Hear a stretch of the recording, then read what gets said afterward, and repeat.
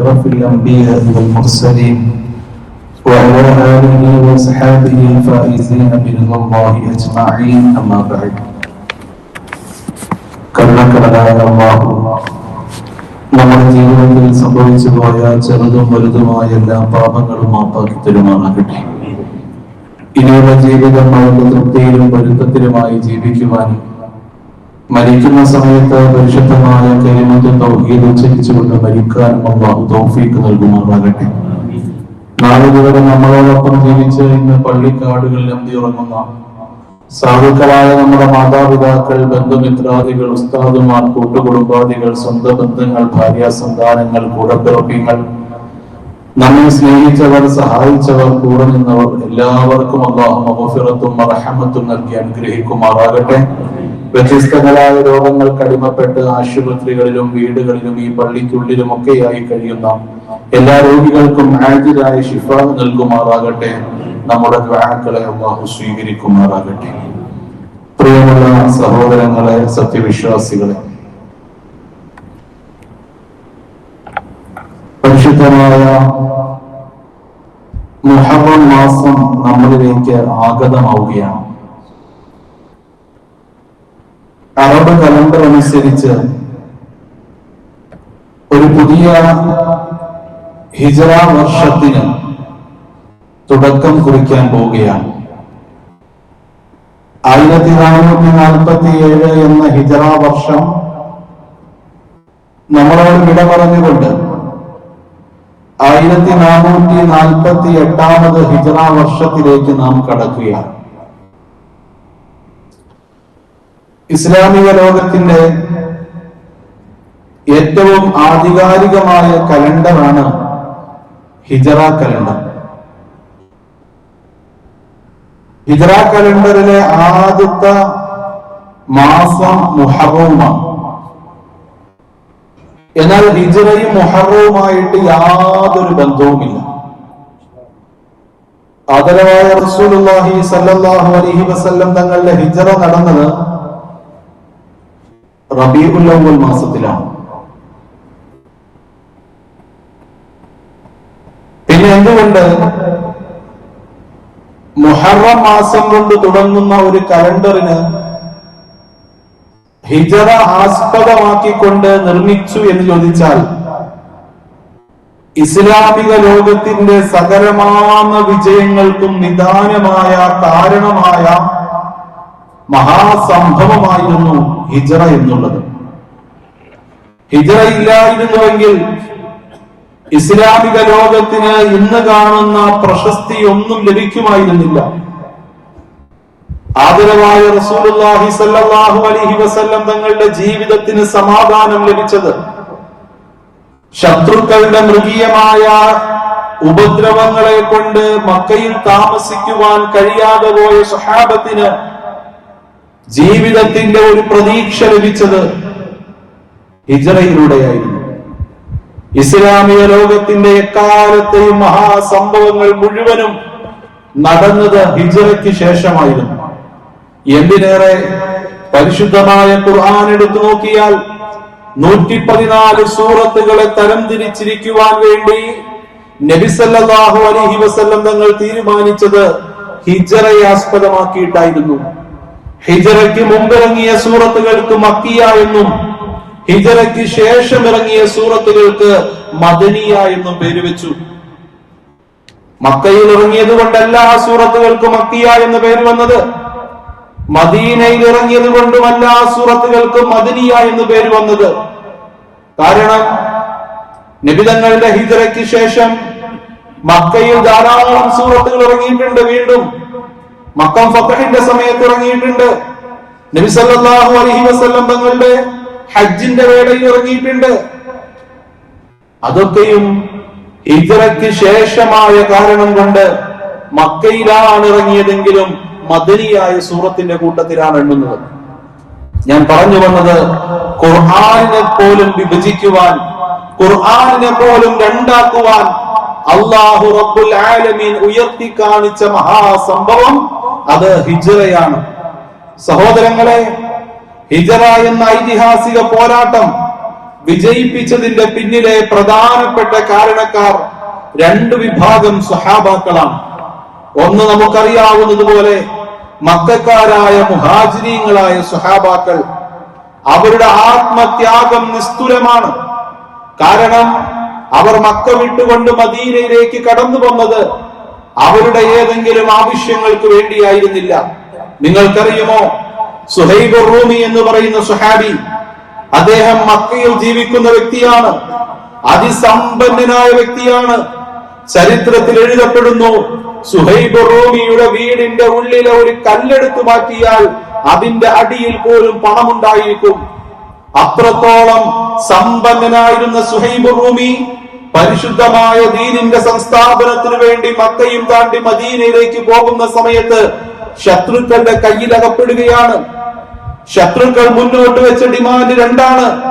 ഒന്നെങ്കിൽ തന്റെ മുഴുവൻ സമ്പത്തുമായിട്ട് മക്കയിൽ ഇനിയുള്ള കാലം സുഹൈബിന് കഴിയാം, അല്ലെങ്കിൽ ഇത്രയും നാളും കഷ്ടപ്പെട്ട് അധ്വാനിച്ച് ജീവിതത്തിന്റെ ഇല്ലായ്മയിലും വല്ലായ്മയിലും ഉണ്ടാക്കിയെടുത്ത മുഴുവൻ സമ്പത്തും മക്കയിൽ ഉപേക്ഷിച്ചുകൊണ്ട് മദീനയിലേക്ക് പോകാം. സുഹൈബ് റൂമി എന്ന ചരിത്രത്തിന്റെ ഇന്നലകളിൽ ഇസ്ലാമിന്റെ തങ്കത്താളുകളിൽ സ്വർണ്ണലിപികളാൽ ഉല്ലേഖനം ചെയ്യപ്പെട്ട മഹാമനുഷ്യൻ തെരഞ്ഞെടുത്തത് തന്റെ സമ്പത്തിനേക്കാൾ, തന്റെ സകലതിനേക്കാളും അള്ളാഹുവിന്റെ ദീനിന്റെ സംസ്ഥാപനത്തിന് ഉപകാരപ്പെടുന്ന ഹിജ്റയായിരുന്നു. മക്കക്കാരായ ഓരോ സഹാബാക്കളും ഇങ്ങനെ തന്നെയായിരുന്നു. അവരുടെ കൂടും കുടുംബവും വീടും നാടും സകലതും വിട്ടെറിഞ്ഞിട്ടാണ് അവർ മദീനയിലേക്ക് പോയത്. പല സ്വഹാബാക്കളും മദീനയിലേക്ക് ഹിജ്റ ചെയ്യാൻ പോകുന്നതിന്റെ തൊട്ടടുത്ത നിമിഷം മക്കയിലുള്ള ഖബർസ്ഥാനുകളിൽ ചെല്ലുമായിരുന്നു. എന്തിനാണെന്നറിയുമോ? അവരുടെ പ്രിയപ്പെട്ട ഉമ്മ, അവരുടെ പ്രിയപ്പെട്ട വാപ്പ, ചിലരുടെ ഭാര്യ, ചിലരുടെ മക്കളൊക്കെയും അന്തിയുറങ്ങുന്ന മക്ക വിട്ടു പോകുവാൻ അവർക്ക് മനസ്സിന് യാതൊരു താല്പര്യവും ഉണ്ടായിരുന്നില്ല. ആ കുഴിമാടങ്ങളുടെ മുമ്പിൽ ചെന്നുകൊണ്ട് കരയുന്ന കണ്ണുനീരുകളുമായി യാത്രാമൊഴി രേഖപ്പെടുത്തിയിട്ടാണ് അള്ളാഹുവിന്റെ ദീനിനു വേണ്ടി മക്കയും വിട്ടുകൊണ്ട് അവർ മദീനയിലേക്ക് പോകുന്നത്. അവർക്ക് കൃത്യമായിട്ട് അറിയാമായിരുന്നു, മദീന ജീവിക്കുവാൻ സാധിക്കുന്ന ഒരു നഗരമല്ല. അക്കാലഘട്ടത്തിലെ വസൂരി പിടിച്ചവരെയും അക്കാലഘട്ടത്തിലെ മാരകമായ സാംക്രമിക രോഗങ്ങൾ പിടിപെട്ടവരും മാത്രം താമസിക്കുന്ന ജൂതന്മാരുടെ സങ്കേതമായിരുന്നു അന്നത്തെ യസ്രിബ്. മക്കയിലെ സകല സുഖങ്ങളും അനുഗ്രഹങ്ങളും ആഡംബരങ്ങളും ആർഭാടങ്ങളും ഉപേക്ഷിച്ചുകൊണ്ട് വെറും ചാക്കിന്റെ വസ്ത്രങ്ങൾ ധരിച്ചുകൊണ്ട് മദീനയിലേക്ക് പോയ മുഹാജിരീങ്ങൾ. അറിയുമല്ലോ മിസ്അബ് ബിൻ ഉമൈർ റളിയല്ലാഹു അൻഹു. ആ പേര് കേൾക്കുമ്പോൾ ഈമാനുള്ള മനുഷ്യന്മാരുടെ രോമങ്ങൾ എഴുന്നേറ്റ് നിൽക്കണം. മക്കയിലെ ഏറ്റവും വലിയ കുബേര പുത്രനായിരുന്നു മിസ്അബ്. മിസ്അബിന്റെ സൗന്ദര്യത്തെ വർണ്ണിക്കുവാൻ കഴിയാതെ കവികൾ പോലും അവരുടെ കവിതകൾ എഴുതി അവസാനിപ്പിക്കാൻ മടിക്കുമായിരുന്നു. മിസ്അബ് എങ്ങാനും തന്റെ വീട്ടിൽ നിന്ന് ഇറങ്ങിയെന്നറിഞ്ഞാൽ മക്കയിലെ ഓരോ വീടുകളിലെയും പെണ്ണുങ്ങൾ മിസ്അബിനെ കാണുവാൻ വേണ്ടി അവരുടെ വീടിന്റെ വാതിൽക്കൽ വന്നിറങ്ങി നിൽക്കുമായിരുന്നുവെന്ന് ചരിത്രം രേഖപ്പെടുത്തിയ മിസ്അബ് ബിൻ ഉമൈർ റളിയല്ലാഹു അൻഹു മക്കയിലെ കുബേരനായ പ്രഭുവായ രാജാവായ സമ്പന്നനായ ഉമൈറിന്റെ പുത്രനാണ്.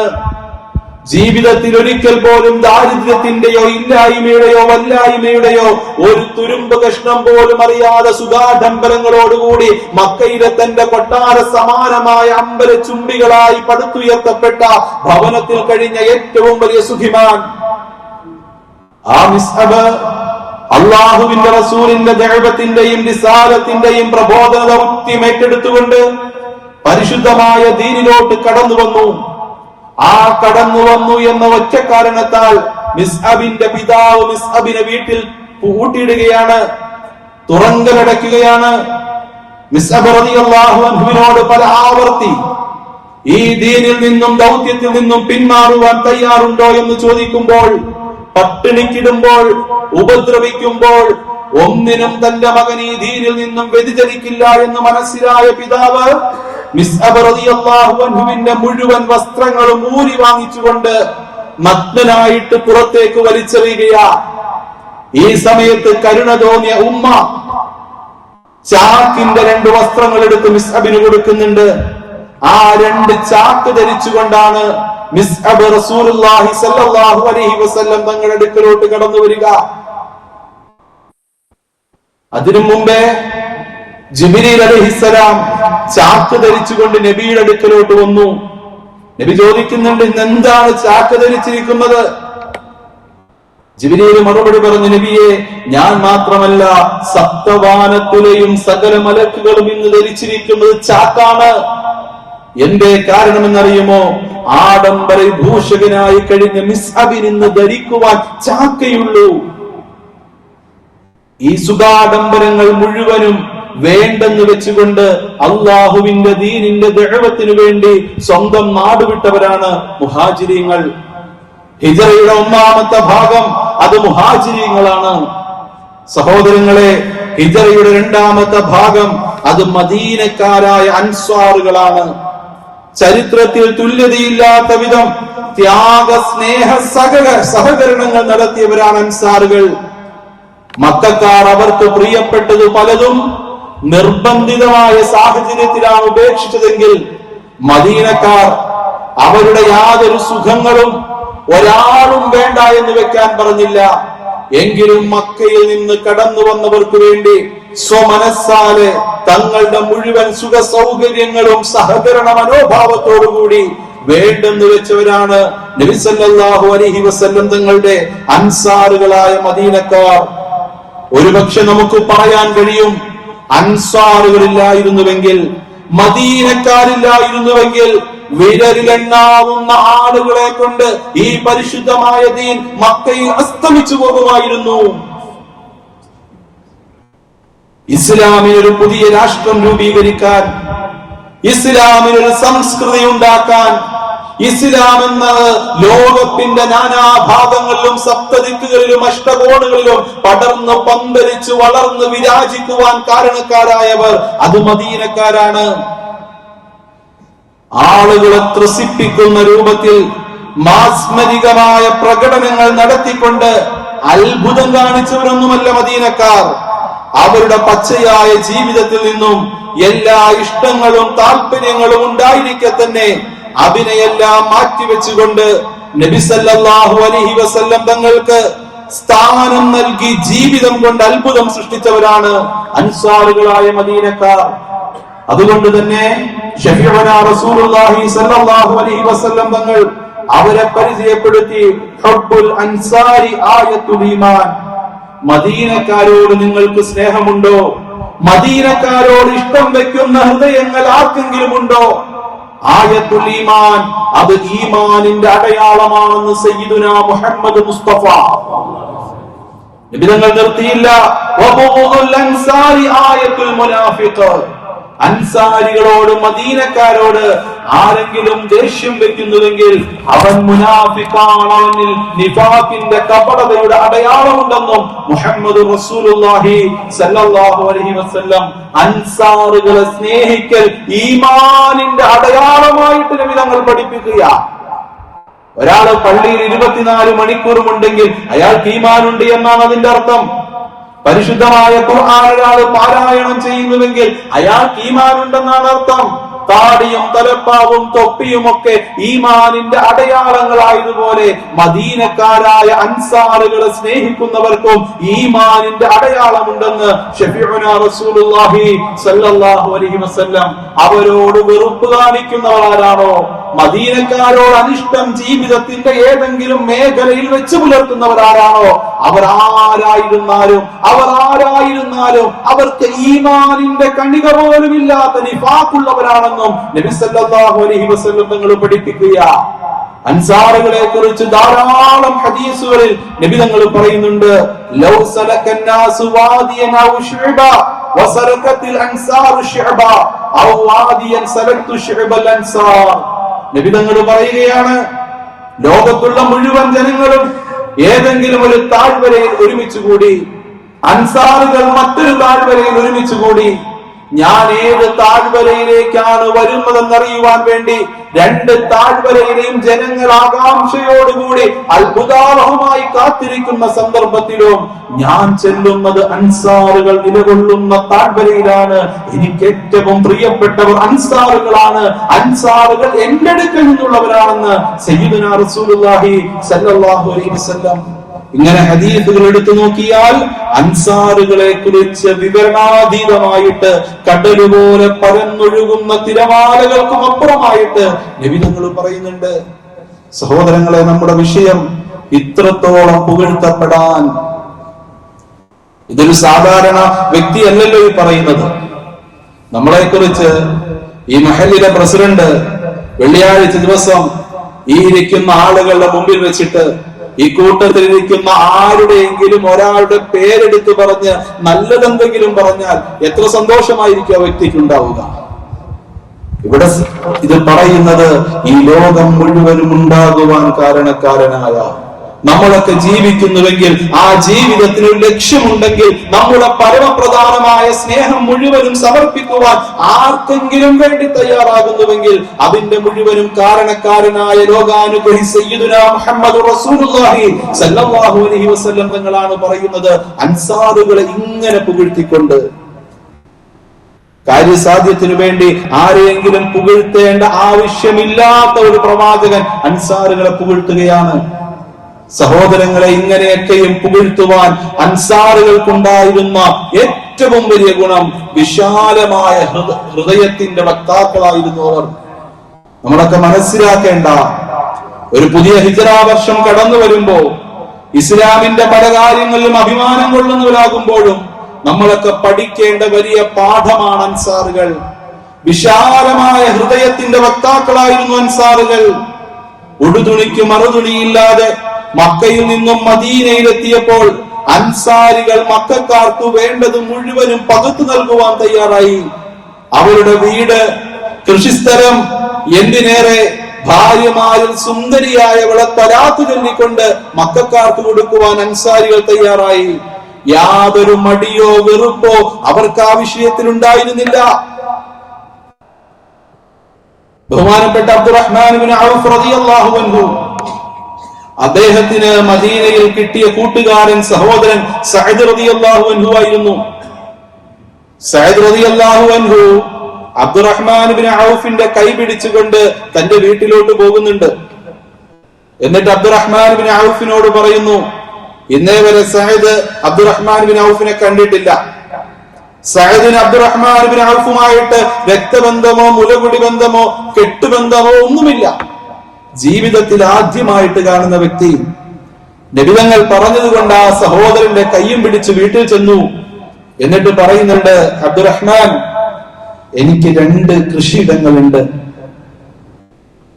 എനിക്ക് 2 കൃഷിയിടങ്ങളുണ്ട്, 2 തോട്ടങ്ങളുണ്ട്. ആ 2 തോട്ടങ്ങളും നിങ്ങളൊന്ന് കാണണം. എന്റെ വലിപ്പം മനസ്സിലാക്കുവാൻ വേണ്ടിയല്ല, ആ 2 തോട്ടങ്ങളും കണ്ടിട്ട് നിങ്ങൾക്ക് ഇഷ്ടപ്പെട്ട തോട്ടം നിങ്ങൾക്ക് എടുക്കാം.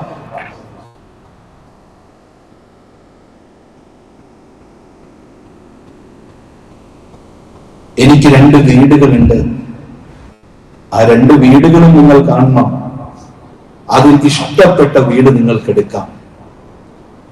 മൂന്നാമതായി പറഞ്ഞു, എനിക്ക് 2 ഭാര്യമാരുണ്ട്. ആ 2 ഭാര്യമാരിൽ ഏറ്റവും സുന്ദരി ആരാണോ അവളെ ഞാൻ നിങ്ങൾക്ക് ത്വലാഖ് ചൊല്ലി നിങ്ങൾക്ക് വിവാഹം ചെയ്തു തരാം. സഹോദരങ്ങളെ, സ്വന്തം കൂടപ്പിറപ്പ് ചെറ്റക്കുടിലിൽ കഴിയുകയാണ്. സഹോദരൻ എല്ലാവിധ സൗകര്യങ്ങളോടും കൂടി നല്ല സുന്ദരമായി താമസിക്കുവാൻ പറ്റുന്ന വീട്ടിൽ കഴിയുന്നു. എത്രയോ ആളുകൾ സ്വന്തം കൂടപ്പിറപ്പിനെ തിരിഞ്ഞു നോക്കാത്ത ഒരു കാലത്തിൽ വെച്ച് അൻസാറുകളെ വായിക്കുവാൻ നമ്മൾ തയ്യാറാകണം. അടുത്തുള്ള അനുജനെ നോക്കാൻ അക്ഷികളില്ലാത്ത അരൂപൻ അദൃശ്യൻ അള്ളാഹുവിനെ എങ്ങനെ കാണുമെന്ന് കവി ചോദിച്ചതുപോലെ, അടുത്ത് താമസിക്കുന്ന തന്റെ അനുജനെ കാണുവാൻ കണ്ണില്ലാത്തവന് അരൂപനായ അദൃശ്യനായ അള്ളാഹുവിനെ എങ്ങനെയാണ് കാണാൻ കഴിയുക? അൻസാറുകൾ ഇവിടെയൊക്കെയാണ് പ്രസക്തരാകുന്നത്. ജ്യേഷ്ഠൻ ഗൾഫിൽ പോയി, എല്ലാവിധത്തിലുമുള്ള സമ്പാദ്യങ്ങളും ഉണ്ടാക്കി നാട്ടിൽ വന്ന് സുഖകരമായി ജീവിക്കുന്നു. അനുജന് ഓട്ടോ ഓടിക്കുന്ന വളരെ സാധുവായ കൂലിപ്പണിക്കാരനായ അന്നന്ന് ജീവിക്കുന്നത് അന്നന്ന് കിട്ടുന്നത് കൊണ്ട് മാത്രം ജീവിക്കുന്നവരായിരിക്കും. സമ്പന്നനായ ജ്യേഷ്ഠന് അനുജനാണെന്ന് പോലും അവനെ കുറിച്ച് പറയാൻ മടിയുള്ള ഒരു ഘട്ടത്തിൽ അനുജന്റെ മകളുടെ വിവാഹം എത്തിയപ്പോൾ ജ്യേഷ്ഠനിൽ നിന്ന് എന്തെങ്കിലുമൊക്കെ കിട്ടുമെന്ന് അവൻ പ്രതീക്ഷിച്ചിരുന്നു. സമയമായപ്പോൾ അനുജന്റെ അടുക്കൽ വന്നിട്ട് വലിയ ടൈറ്റിലാണ് മോനെ, ഒന്നുമില്ല എന്ന് പറഞ്ഞ് 1000-ന്റെയോ 2000-ന്റെയോ നോട്ടുകൾ നീട്ടിപ്പോകുന്ന ഒരു കാലഘട്ടത്തിൽ അൻസാറുകളെ മനസ്സിലാക്കുക, തങ്ങളുമായിട്ട് ഇന്നേ വരെ ഒരു ബന്ധവുമില്ലാത്ത ഒരു സമൂഹം കടന്നു വന്നപ്പോൾ ഈ പരിശുദ്ധമായ ദീനിന്റെ പേരിൽ തുറന്ന ഹൃദയത്തോടുകൂടി സകലതും നൽകുവാൻ അവർ തയ്യാറായി.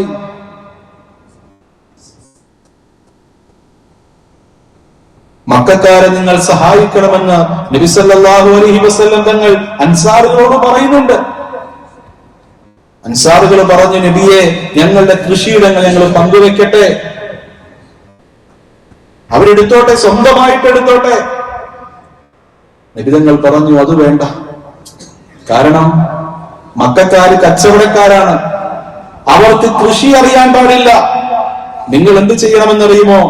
നിങ്ങളുടെ കൃഷിയിടങ്ങളിൽ നിങ്ങൾ കൃഷി ചെയ്യണം. മദീനക്കാരോട് പറയുക, നിങ്ങളുടെ കൃഷിയിടങ്ങളിൽ നിങ്ങൾ കൃഷി ചെയ്യണം.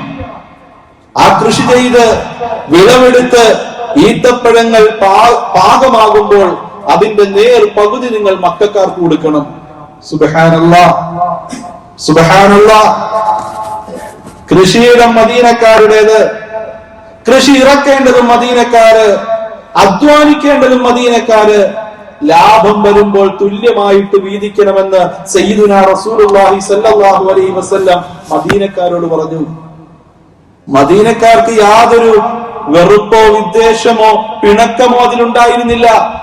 അവരെന്താ ചെയ്തെന്നറിയുമോ? വിളവെടുത്ത് പാകമായ ഘട്ടത്തിൽ അവരുടെ ഈത്തപ്പഴങ്ങൾ 2 കൂനയാക്കി. ഒരു കൂനയിൽ മുഴുവനും പാകമായ ഈത്തപ്പഴം, രണ്ടാമത്തെ കൂനയുടെ അടിയിൽ ഈത്തപ്പനയുടെ ഓലയും മടലും ഇട്ടിട്ട് അതിന്റെ മുകളിൽ ഈത്തപ്പഴം ഇട്ടു.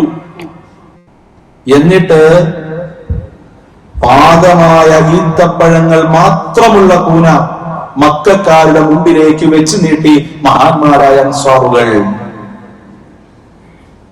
അടിയിൽ ഈത്തപ്പന ഓലയുടെ കൊതുമ്പും അതിന്റെ മടലും ഉണ്ടായിരുന്ന ആ ചെറിയ കൂനയായിരുന്നു മദീനക്കാരെടുത്തത്. ഇത്തരം ഒരാളുകളെ കുറിച്ച് നമുക്ക് ചിന്തിക്കാൻ കഴിയുമോ സഹോദരങ്ങളെ? ഇത്തരം ഒരാളുകളെ കുറിച്ച് നമുക്ക് ഏതെങ്കിലും കാലഘട്ടത്തിന്റെ വക്താക്കളായി പറയാൻ കഴിയുമോ സഹോദരങ്ങളെ? എല്ലാവരും മദീനക്കാരായി. നമ്മുടെ മുമ്പിലേക്ക് ബക്കറ്റ് വരുന്നുണ്ട്. തുറന്ന മനസ്സോടുകൂടി എല്ലാവരും മദീനക്കാരാകാൻ അള്ളാഹു മദീനക്കാരായ അൻസാറുകളെ കുറിച്ച് പറഞ്ഞ ഈ സദസ്സിന്റെ ബർക്കത്ത് കൊണ്ട് നമ്മുടെ ജീവിതത്തിന്റെ സകലമായ പ്രയാസങ്ങളും മാറ്റിത്തരുമാറാകട്ടെ. നമ്മൾ നേരിടുന്ന എല്ലാ പ്രയാസങ്ങൾ, ദുഃഖങ്ങൾ, രോഗങ്ങൾ എല്ലാം പറിച്ചു മാറ്റിത്തരുമാറാകട്ടെ. എല്ലാവരും മദീനക്കാരായിക്കൊള്ളി. ആ ബക്കറ്റിലേക്ക് ഉള്ളതിൽ ഏറ്റവും നല്ലത്, ഉള്ളതിൽ മദീനക്കാരെ പോലെ ഉള്ളതിൽ ഏറ്റവും നല്ലത് ആ ബക്കറ്റിലേക്ക് ഇട്ടോളി. ആരൊക്കെ ഈ ബക്കറ്റുകളിൽ അവരുടെ സംഭാവന ഇടുന്നു അല്ലാഹു അവർക്കൊക്കെയും രോഗങ്ങൾ ശിഫിയാക്കി കൊടുക്കുമാറാകട്ടെ. അവരുടെ പാവങ്ങളായ വാപ്പിച്ച് ഉമ്മച്ചി കിടക്കുന്ന ആ കബറുകളിലേക്ക് അല്ലാഹു അതിന്റെ സവാബ് എത്തിച്ചു കൊടുക്കുമാറാകട്ടെ. എന്റെ പൊന്നുമക്കൾ എന്നെ മറന്നില്ലല്ലോ എന്ന് അഭിമാനം പറയാൻ അല്ലാഹു അവർക്ക് തൗഫീഖ് നൽകി അനുഗ്രഹിക്കുമാറാകട്ടെ. സഹോദരങ്ങളെ, ഇങ്ങനെയൊക്കെ തുറന്ന മനസ്സിന്റെ ആളുകളായി, അതിവിശാലമായ ഹൃദയത്തിന്റെ ആളുകളായിട്ട് അൻസാറുകളായ ആളുകൾ മാറി.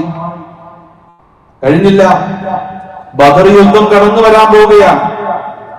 ബദർ യുദ്ധം കടന്നു വരുമ്പോ നബി സല്ലല്ലാഹു അലൈഹി വസല്ലം തങ്ങൾ മക്കക്കാരെയും മദീനക്കാരെയും ഒരുമിച്ച് കൂട്ടി. നബി തങ്ങൾക്ക് വലിയ ആശങ്കയായിരുന്നു മദീനക്കാരെ കുറിച്ച്. കാരണം തങ്ങൾക്ക് അവർ താമസിക്കാൻ സൗകര്യം നൽകി, ആഹാരം നൽകി, വെള്ളം നൽകി, അവരുടെ സകലതും പകുത്തു നൽകി. കൊലക്കളത്തിലേക്കാണ് ഇനി പോകുന്നത്. ഈ സമയത്ത് എങ്ങനെ മദീനക്കാരെ ഞാൻ വിളിക്കും?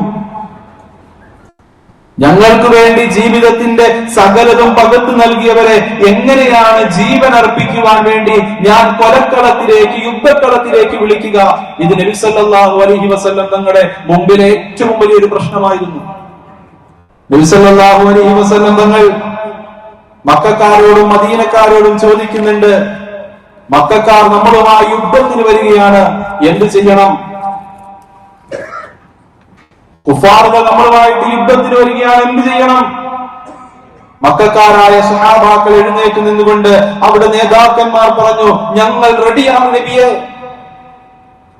അങ്ങയോടൊപ്പം സകലതും നൽകുവാൻ, രോമം നൽകുവാൻ, ജീവൻ നൽകുവാൻ, തൊലി നൽകുവാൻ, തൊപ്പ് നൽകുവാൻ, ഇറച്ചി നൽകുവാൻ, മാംസം നൽകുവാൻ, കണ്ണ് നൽകുവാൻ, കാത് നൽകുവാൻ, സകലതും നൽകുവാൻ ഞങ്ങൾ തയ്യാറാണെന്ന് മക്കക്കാർ എഴുന്നേറ്റ് നിന്ന് പറഞ്ഞു. നബി തങ്ങൾ ചോദ്യം വീണ്ടും ആവർത്തിക്കുകയാണ്. ആവർത്തിച്ചുകൊണ്ടേയിരുന്നപ്പോൾ മദീനക്കാരുടെ നേതാവായ സഅദ് ബിൻ മുആദ് റളിയല്ലാഹു അൻഹു എഴുന്നേറ്റുകൊണ്ട് ചോദിക്കുന്നുണ്ട്, നബി തങ്ങളെ, അങ്ങ് ഈ ചോദ്യങ്ങൾ ആവർത്തിക്കുന്നത് ഞങ്ങളെ ഉദ്ദേശിച്ചിട്ടാണോ? മദീനക്കാരായ ഞങ്ങളെ ഉദ്ദേശിച്ചിട്ടാണോ അങ്ങ് ഈ ചോദ്യങ്ങളൊക്കെയും ആവർത്തിക്കുന്നത്? അങ്ങനെയാണെങ്കിൽ ചരിത്രത്തിൽ രേഖപ്പെടുത്തിയ സഅദ് ബിൻ മുആദ് ആരാണെന്ന് നമുക്കറിയാം. 70,000 മലക്കുകൾ ഏതെങ്കിലും ഒരു മനുഷ്യന്റെ ജനാസ ചുമക്കുവാൻ വേണ്ടി ഭൂമിയിലേക്ക് കടന്നു വന്നിട്ടുണ്ടെങ്കിൽ ആ മനുഷ്യന്റെ പേരാണ് സഅദ് ബിൻ മുആദ് റളിയല്ലാഹു അൻഹു. സഅദ് ബിൻ മുആദ് റളിയല്ലാഹു അൻഹു ചാടി എഴുന്നേറ്റുകൊണ്ട് ചോദിക്കുകയാണ്, അങ്ങ് ഞങ്ങളെയാണ് ഉദ്ദേശിക്കുന്നുവെങ്കിൽ ഈ കാണുന്ന ആഴമേറിയ ആഴിയുടെ അടിയിലേക്ക് കടന്നു പോകുവാൻ അങ്ങ് ഞങ്ങളോട് ആവശ്യപ്പെട്ടാൽ നീരസമേതുമില്ലാതെ കടന്നു പോകുവാൻ ഞങ്ങൾ തയ്യാറാണ്. ആ കാണുന്ന ചെങ്കുത്തായ മലയുടെ മുകളിലോട്ട് കടന്നു കയറി പോകുവാൻ അങ്ങ് ഞങ്ങളോട് ആവശ്യപ്പെട്ടാൽ ഒരു നീരസവും ഇല്ലാതെ അങ്ങയുടെ കൂടെ വരുവാൻ ഞങ്ങൾ തയ്യാറാണ്.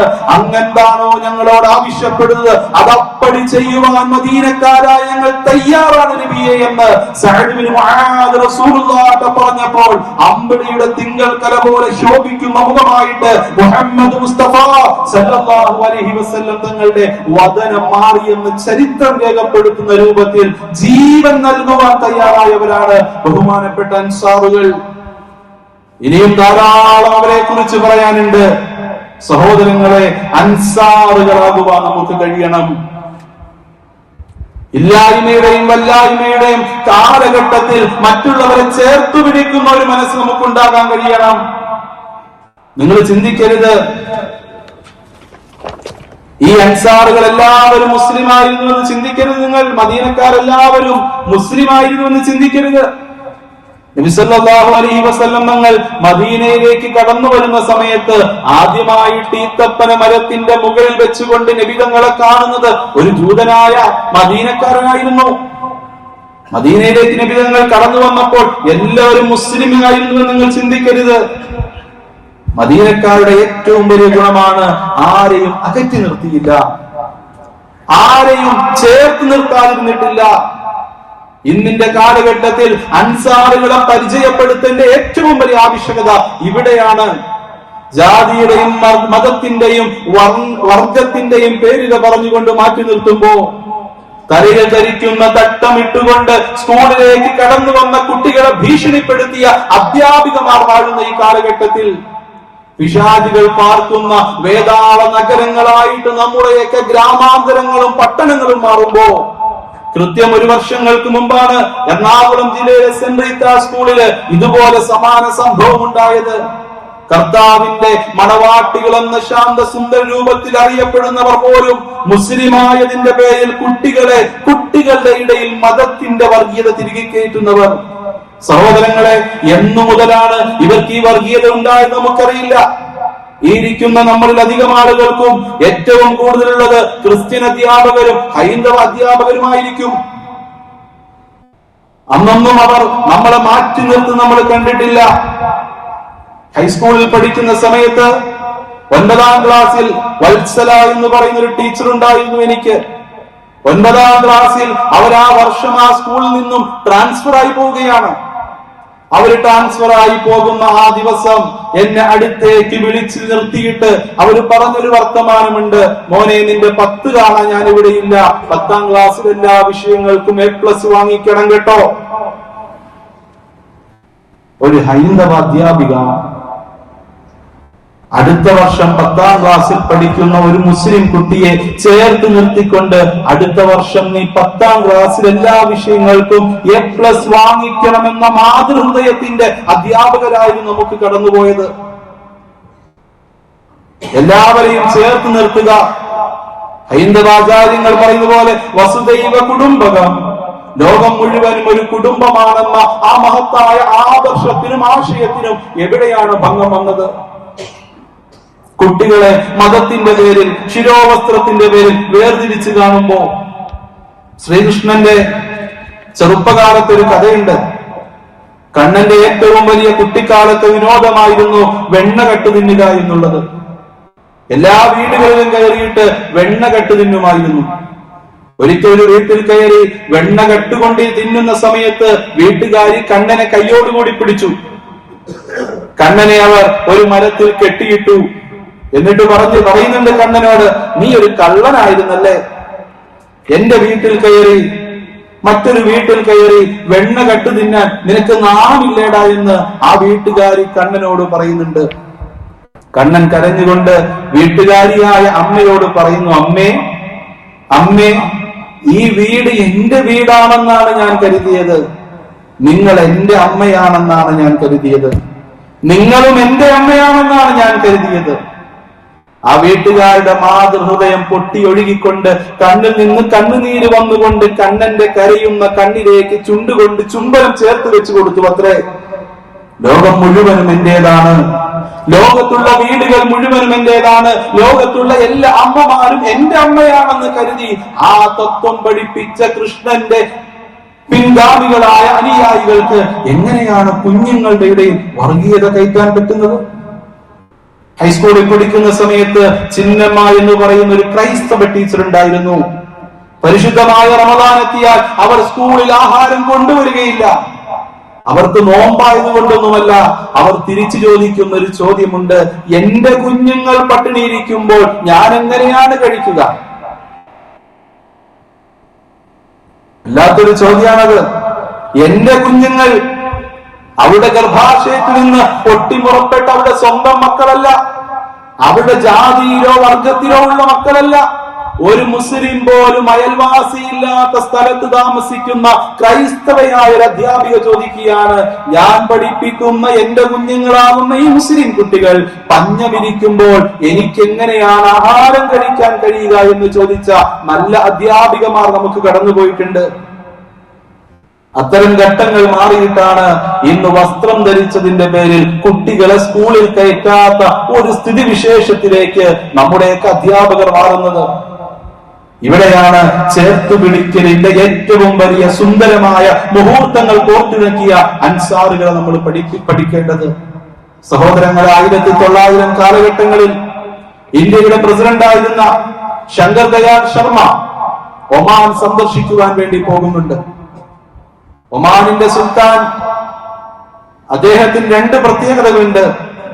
ഏത് രാജ്യത്തെ ഭരണാധികാരി കടന്നു വന്നാലും അദ്ദേഹം നേരിട്ട് എയർപോർട്ടിൽ പോയി സ്വീകരിക്കില്ല. ചരിത്രത്തിൽ ആദ്യമായിട്ട് ഇന്ത്യയുടെ പ്രസിഡന്റ് ശങ്കർ ദയാൽ ശർമ്മ ഒമാന്റെ എയർപോർട്ടിൽ ഇറങ്ങിയപ്പോൾ ഒമാന്റെ സുൽത്താൻ കാബൂസ് റഹ്മത്തുള്ളാഹി, അല്ലാഹു അദ്ദേഹത്തിന് പുറത്തു കൊടുക്കുമാറാകട്ടെ, സുൽത്താൻ കാബൂസ് ആ ഇന്ത്യയുടെ പ്രസിഡന്റിനെ സ്വീകരിക്കാൻ വേണ്ടി എയർപോർട്ടിൽ ചെന്നു. എയർപോർട്ടിൽ ചെന്നു എന്ന് മാത്രമല്ല, ശങ്കർ ദയാൽ ശർമ്മ ഫ്ലൈറ്റിൽ നിന്ന് സ്റ്റെപ്പ് ഇറങ്ങുന്നതിന് മുമ്പ് അങ്ങോട്ട് ചെന്ന് കണ്ട് കെട്ടിപ്പിടിച്ചു വാരിപ്പുണർന്നു. രണ്ടാമത്, ഒമാന്റെ സുൽത്താൻ ഒരു പ്രതിനിധിയെ വെച്ചുകൊണ്ടും തന്റെ വാഹനം സ്വന്തമായി ഓടിക്കില്ല. ശങ്കർ ദയാൽ ശർമ്മ എന്ന് പറയുന്ന ഇന്ത്യയുടെ പ്രസിഡന്റ് ഫ്ലൈറ്റ് ഇറങ്ങി വന്നപ്പോൾ സ്വന്തമായിട്ട് വാഹനം ഓടിച്ചുകൊണ്ട് സുൽത്താനേറ്റ് ഓഫ് ഒമാൻ, ഒമാന്റെ ഭരണകൂട സാമ്രാജ്യത്തിലേക്ക് സുൽത്താൻ കാബൂസ് കൊണ്ടുപോയി. പത്രപ്രവർത്തകർ പിന്നീട് ചോദിക്കുന്നുണ്ട്, ഇന്ത്യയുടെ പ്രസിഡന്റ് വന്നപ്പോൾ ഒരിക്കലും നിങ്ങൾ ചെയ്യാത്ത 2 കാര്യങ്ങൾ എന്തുകൊണ്ട് ചെയ്തു? സുൽത്താൻ കാബൂസ് അതിന് മറുപടി പറഞ്ഞത്, ഇന്ത്യയുടെ പ്രസിഡന്റായ ശങ്കർ ദയാൽ ശർമ്മയെ അല്ല ഞാൻ സ്വീകരിച്ചത്. ഞാൻ ഇന്ത്യയിലെ പൂനെയിലെ ഇൻസ്റ്റിറ്റ്യൂട്ടിൽ പഠിക്കുമ്പോൾ എന്റെ അവിടുത്തെ അധ്യാപകനായിരുന്നു അന്ന് എന്റെ ശങ്കർ ദയാൽ ശർമ്മ. എന്റെ അധ്യാപകനെയാണ് ഇത്തരത്തിൽ ഞാൻ ആദരിച്ചത്, ചേർത്ത് നിർത്തിയത് എന്ന് ഏറ്റവും വലിയ തത്വം പറഞ്ഞു കൊടുത്തത് മുസ്ലിമായ ഒമാന്റെ സുൽത്താൻ കാബൂസാണ്. ഈ ചരിത്രമാണ് മുൻഗാമികളായ അൻസാറുകൾ നമ്മളെ പഠിപ്പിക്കുന്നത്. ഒരു ഹിജറ വർഷം കടന്നു പോകുമ്പോൾ ആ ഹിജറയിലൂടെ ഈ ലോകത്ത് സമ്മാനിച്ച മുഹാജിരീങ്ങളെയും അൻസാരികളെയും ഓർക്കാതെ നമുക്ക് കടന്നു പോകാൻ കഴിയില്ല. അൻസാറുകളുടെ ഹൃദയ വിശാലത, അൻസാറുകളുടെ ചേർത്തുപിടിക്കൽ, അൻസാറുകളുടെ സഹായ മനോഭാവം ആർക്കാണോ ഉള്ളത് അവർ മുഴുവനും സയ്യിദുനാ മുഹമ്മദ് റസൂലുള്ളാഹി സ്വല്ലല്ലാഹു അലൈഹി വസല്ലം തങ്ങൾ പറഞ്ഞ ഈമാനിന്റെ അടയാളത്തിൽപ്പെട്ടവരാണ്. അല്ലാഹു നമ്മളെയൊക്കെയും അൻസാറുകൾ